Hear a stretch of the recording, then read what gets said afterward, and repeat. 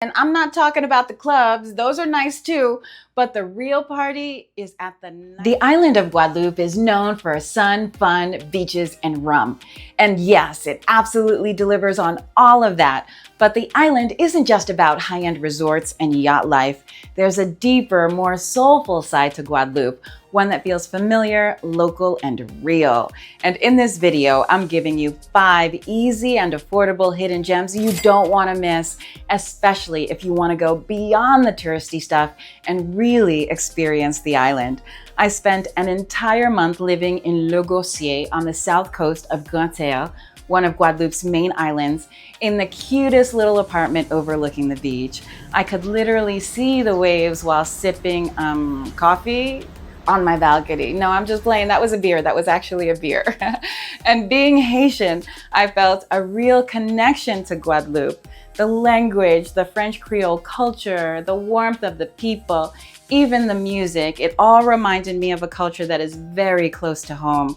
There's something so special about discovering a place that feels both familiar and brand new all at the same time. So let's jump into these hidden gems. First up, you have to try a bokit. A bokit is like the Caribbean cousin of a sandwich. Fried dough filled with whatever your heart desires, from fish to chicken, cheese, veggies, spicy sauce. It's comfort food, street food, and beach food all in one. My favorite kind is œuf thon fromage, and that just means egg, tuna, cheese. That's my jam. I had mine from a food truck right on La Datcha beach in Le Gosier. It was crispy, hot, and absolutely delicious. And for under 10 euros, you can't beat it. A full meal you can eat with your toes in the sand. And Guadeloupe isn't just about bokits. The island has some phenomenal food, from traditional Creole dishes to refined cuisine, and a tasty fusion of the two. It's one of the best food scenes in the Caribbean, to be honest. But before I jump into number 2, hi, I'm Marley Hall.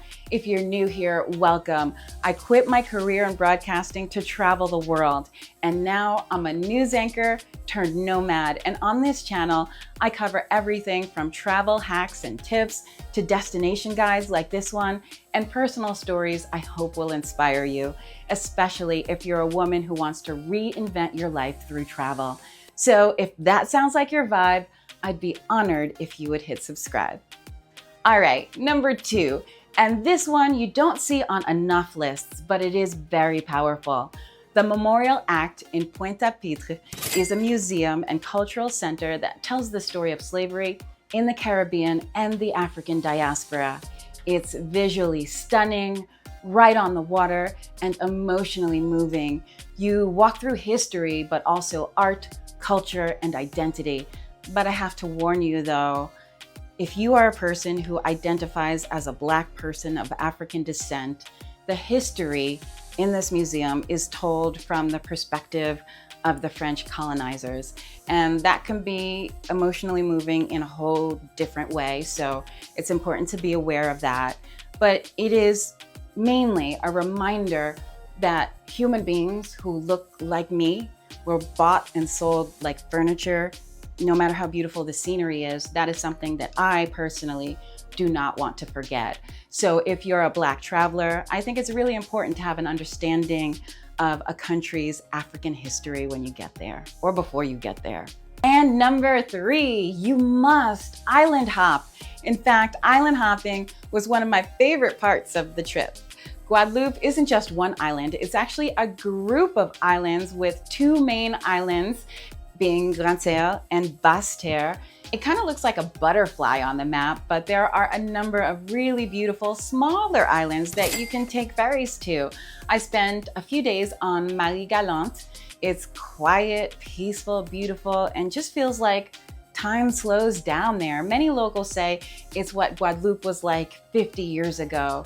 Other small islands that you can take a ferry to include Les Saintes and La Désirade. All super quiet and super local. Island hopping is easy and affordable and gives you a richer feel for Guadeloupe as a whole, and day trips are totally doable. All right, number 4 on my list of easy and affordable things to do while in Guadeloupe, experience Gwoka music. If you hear drums in the distance, follow them. That's Gwoka music. It's the heartbeat of Guadeloupe, and in my opinion, the most powerful expression of culture on the island. It dates back to the 17th century during the slave trade in Guadeloupe, and it's inspired by African drum beats and dance. It's not tourist entertainment, it's cultural expression rooted in West African traditions, resistance, and celebration. You'll hear it at some local restaurants, late night street gatherings, and even spontaneous sidewalk jams. Even if you don't know the music, you can feel the rhythm. It just pulls you in because it's so authentically African. The drum beats feel like the ancestors are trying to talk to you. I can't even fully put it into words.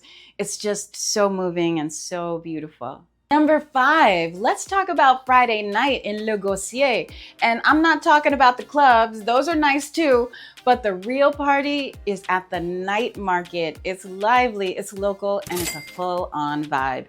You'll find handmade goods, local produce, live music, and lots of street food all in one place. It's budget friendly, it's walkable, and it's the best way to connect with the heart of the community. So if you're in Le Gosier on a Friday night, please go. You will not regret it.